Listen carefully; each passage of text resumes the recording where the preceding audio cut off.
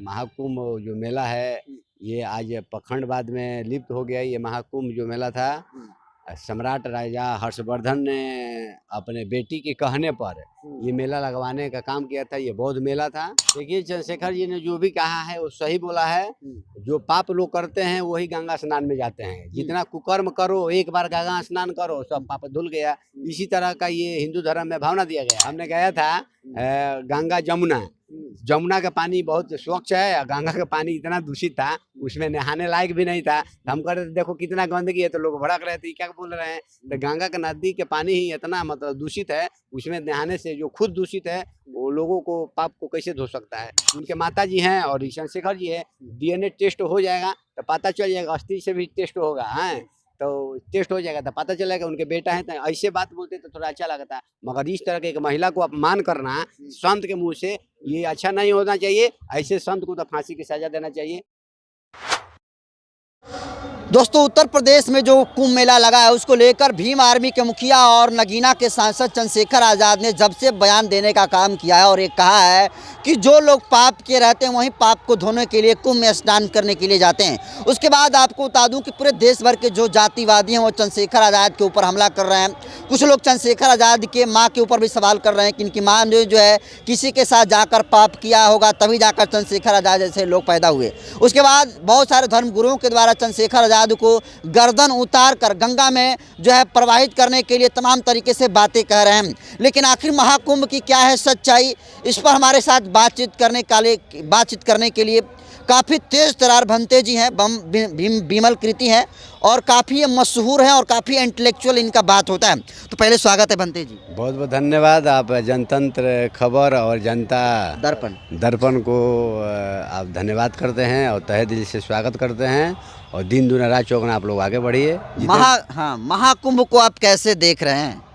देखिए महाकुंभ जो था इसका ये महाकुंभ जो मेला है ये आज पखंडवाद में लिप्त हो गया। ये महाकुंभ जो मेला था सम्राट राजा हर्षवर्धन ने अपने बेटी के कहने पर ये मेला लगवाने का काम किया था। ये बौद्ध मेला था और बौद्ध मेला में जब राजा हर्षवर्धन अपने बेटी पर कहने पर ये मेला लगवाए थे तो जितने दूर दूर से लोगों को बुलाया जाया करता था, जितने रिसर्चर थे बौद्ध धर्म पे लोग विशेषज्ञ थे उसमें आते थे। सभी लोगों से राजा हर्षवर्धन डिबेट कराते थे, बहस कराते थे और जो बहस में जो ज्ञान में जो जीतता था उसको राजा हर्षवर्धन ने उनको इनाम भी देकर सम्मानित भी करते थे।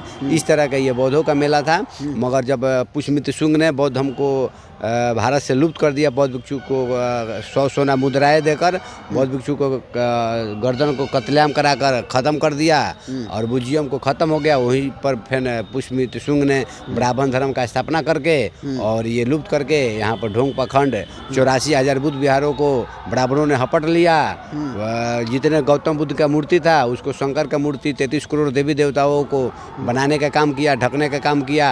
इसीलिए बौद्धों के इतिहास यहाँ पर ख़त्म किया। मगर खुदाई में अगर देखते हैं तो सब बुद्ध का ही विरासत मिलता है।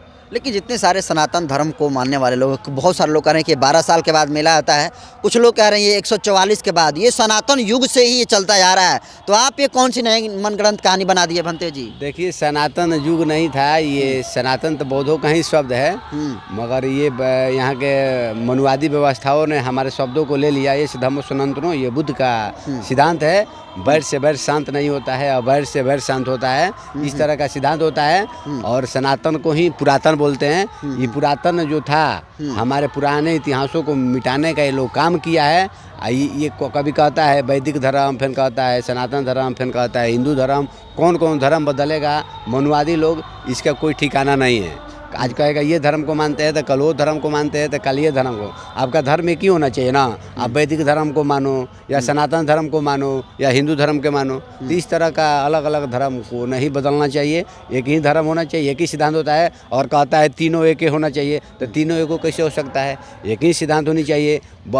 हिंदू धर्म का ग्रंथ या सनातन धर्म का ग्रंथ या वैदिक धर्म का ग्रंथ है, उसका धर्म ग्रंथ कौन सा है? अगर किसी से पूछा जाए तो कोई एक उसका ग्रंथ है। मुसलमानों का कुरान है, ईसाइयों का बाइबिल है, बौद्धिस्टों का त्रिपिटक है, तो हिंदुओं का कौन सा ग्रंथ है?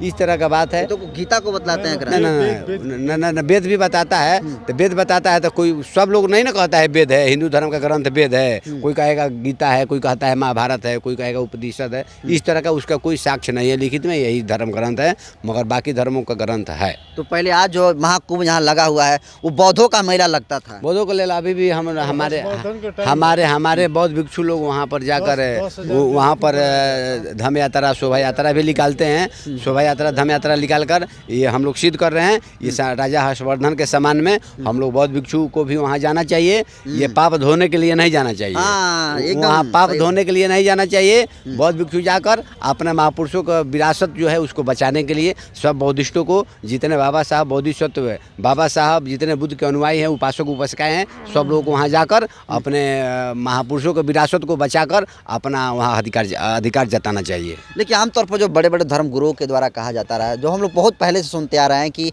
कुंभ मेला में वही लोग जाते हैं जिन्होंने पाप किया है। तो जो लोग जाने अनजाने में जो पाप होता है उसी को धोने के लिए लोग कुंभ में स्नान करते हैं, उसके बाद उनका पाप मिट जाता है। और इसी बात को दोहराने का काम भीम आर्मी के चीफ हैं और नगीना के सांसद हैं चंद्रशेखर आज़ाद, उन्होंने दोहराने का काम किया है। तो बहुत सारे लोग कह रहे हैं कि उनकी माँ ने पाप किया होगा किसी दूसरे के साथ सोकर, तब जाकर ये पैदा हुए।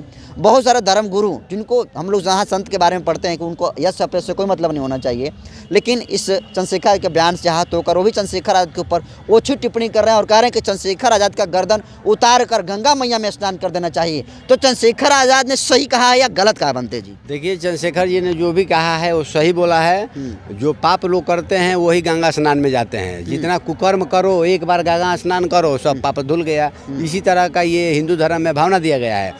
कुछ भी काम करो, गलत करो या सही करो, गलत करो एक बार गंगा स्नान कर लो, पाप धुल जाएगा। उसी तरह का कुंभ मेला में लोगों ने प्रचलित किया। मैंने पाप धुलने के लिए ही इतना भीड़ लगता है। अगर पाप नहीं धोला जाता तो वहाँ लोग इतना भीड़ लगाते नहीं। चंद्रशेखर जी ने यह बात बोला, जिनको अगर पाप को खत्म करना है, जो पापी लोग हैं, जो कुकर्म किए हैं, जाके गंगा स्नान में हो सकता है तुम्हारा पाप धुल जाए, मगर वहाँ जाने से भी पाप धुलने वाला नहीं है। पानी तो पानी होता है, मगर सबसे ज़्यादा दूषित अगर पानी होता है तो गंगा नदी का ही होता है।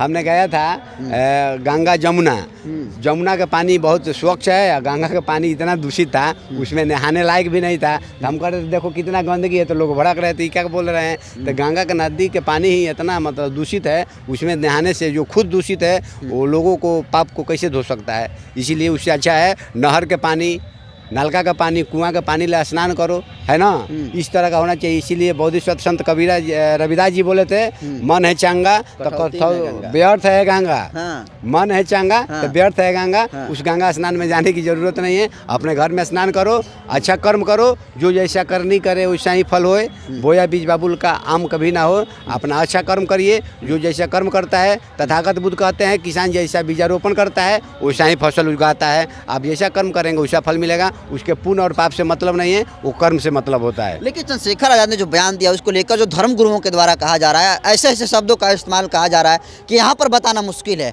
क्या ऐसे संतों के लिए क्या कहेंगे? हम तो जहाँ तक संतों के बारे में जानते हैं उन्हें यश अपयश से कोई मतलब नहीं रहता है, तो फिर क्यों इतना चंद्रशेखर के बयान को सीरियस लेकर अनाप शनाप बोल रहे हैं? ऐसे संतों के लिए क्या कहेंगे बनते जी? देखिए, तथागत बुद्ध ने बोले हैं तीसरे नंबर पर सम्यक वाणी, सम्यक वाचा। वाचा मतलब वाणी होता है, वाणी को सुधार के रखना चाहिए। जो संत होता है कोई भी उससे कुछ भी बोल देता है, मगर संत के मुंह से गलत बात नहीं आनी चाहिए। जो भी बात आनी चाहिए तर्क पूर्वक आनी चाहिए। हाँ, चंद्रशेखर ने उनके माँ के बारे में असत बोला। अगर डीएनए टेस्ट किया जाएगा तो पता चल जाएगा ना चंद्रशेखर अपने पिता का औलाद है या नहीं है। तो डीएनए ऐसा साक्ष्य दो ना भाई, डीएनए टेस्ट करा दिया जाए। तो आज वैज्ञानिक युग में डीएनए टेस्ट कर लेगा। उनके पिताजी जीवित है ना, उनके पिताजी भी हैं, उनके माताजी भी हैं। नहीं है उनके पिताजी नहीं है तो उनके माताजी हैं और चंद्रशेखर जी है। डीएनए टेस्ट हो जाएगा तो पता चल जाएगा। अस्थि से भी टेस्ट होगा, तो टेस्ट हो जाएगा तो पता चलेगा उनके बेटा है। तो ऐसे बात बोलते तो थोड़ा अच्छा लगता है, मगर इस तरह के एक महिला को अपमान करना संत के मुंह से ये अच्छा नहीं होना चाहिए। ऐसे संत को तो फांसी की सज़ा देना चाहिए। यानी गलत नियत रख कर हमारे माँ बहन बेटियों के प्रति ये देवदासी प्रथा लगा कर यहाँ के मनुवादियों ने इस तरह का काम किया है। इस तरह का जो संत देता है उसको FIR होकर उसको सज़ा भुगतना चाहिए और फांसी की भी सज़ा होनी चाहिए। गर्दन उतारने की भी धमकी दे रहे हैं। तो गर्दन उतारने के लिए वो तो जितने हमारे बहुजन समाज के जितने शुभचिंतक बोलते हैं, इस तरह का मनमानी लोग गर्दन उतारने के लिए 50 लाख रुपया बहुत सारा इनाम रखते थे। उन लोगों को बोलने में कुछ होने वाला नहीं है। ये संविधान का युग है, ये राजतंत्र नहीं, ये लोकतंत्र है। देश में कुल 4 शंकराचार्य हैं। उन चारों शंकराचार्य में जो पढ़े लिखे हैं, जिनको इंटेलेक्चुअल शंकराचार्य माना जाता है, उनका नाम है अविवेक्तेश्वरानंद। उन्होंने भी चंद्रशेखर आजाद के बात का समर्थन किया और कहा है कि चंद्रशेखर ने तो बात सही कहा है, लोग कुंभ मेला में आते ही हैं पाप को धोने के लिए, लेकिन उस शंकराचार्य का विरोध नहीं हो रहा है, चंद्रशेखर आजाद को लोग विरोध कर रहे हैं। ना वो एक शंकराचार्य ने जो बोला है, जो आप बात बोल रहे हैं, वो अच्छा बोले बेचारे। जो वो तो स्वागत किए हैं चंद्रशेखर को, वो आए अपना दर्शन यहाँ दे चंद्रशेखर संसद जो नगीना सीट से हैं, इस तरह का बात बोले हैं तो वो समर्थन किए हैं। फिर दोबारा वीडियो आया है उनका, वो सपोर्ट किए हैं। चंद्रशेखर ने जो बात बोले हैं वो अच्छा बोले हैं। इसको राजनीतिक बात नहीं रखना चाहिए, राजनीतिक ये उठाना नहीं चाहिए। जो बात बोले हैं अच्छा बोले हैं। जो भी यहाँ आते हैं पाप धोने के लिए, हाँ, एक शंकराचार्य ने बोला था, यहाँ लोग जानबूझ के भी कोई गलती करता है, कोई जाने अनजान में भी गलती करता है, तो जाने अनजान में भी जो गलती करता है वो भी आता है, जो जान से गलती करता है वो भी गंगा स्नान में करने आता है ताकि मेरा पाप धुल जाए। तो इस तरह का चंद्रशेखर का समर्थन किया है। मगर चंद्रशेखर ने जो भी बात बोला है सही बोला है, इसलिए आप लोग गलत काम न करें, ताकि गंगा स्नान नहाने की कोई ज़रूरत नहीं है। गंगा स्नान में भी आपको पाप धुलने वाला नहीं है, इसीलिए प्रायश्चित कीजिए। देखिए, भजन गाने से अच्छा है 2 भजन याद कर लीजिए। मन के तरंगे मार लो, बस हो गया भजन। आदत अपनी सुधार लो, गलती अपनी स्वीकार लो, बस हो गया भजन, आपका पाप धुल जाएगा। अगर आप आदत नहीं सुधारते हैं, गलती नहीं स्वीकारते हैं, कभी जीवन में पाप धुलने वाला नहीं है। गंगा स्नान करते रहिए, कुकर्म करते रहिए। आपको आने वाला समय में मरिएगा ना, समाज किस तरह आपको गाली देगा, किस तरह अपमानित करेगा, वो समाज में उसको पता चल जाता है। तो चलिए देखिए, कुंभ पर बयान को लेकर जिस तरीके से चंद्रशेखर आजाद ने बयान देने का काम किया और उसको लेकर जिस तरीके से चंद्रशेखर आजाद को ट्रोल करने का काम किया जा रहा है, उसको लेकर देखिए भंते जी ने बड़ा बयान दिया है। इसको आप कैसे देखते हैं, कमेंट कर दीजिए। बहुत बहुत धन्यवाद।